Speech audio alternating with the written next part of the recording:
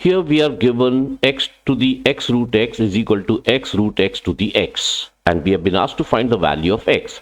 So step 1 is to change the square root to the exponent. So this is x to the 1 times x to the power 1 half, because square root can be written as x to the power 1 half. This is equal to x to the power 1 times x to the power 1 half whole raised to the power x.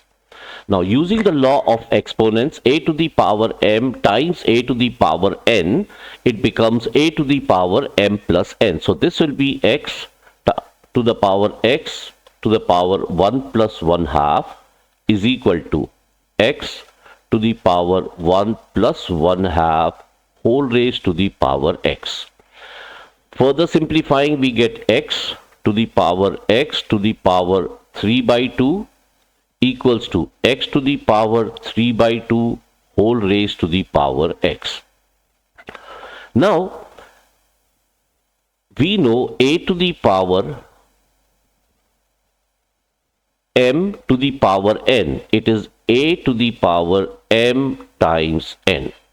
Now, once we have this, we know if the bases are equal, then the exponents must be equal.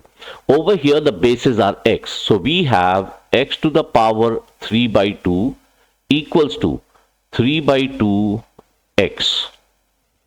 Now we square both sides.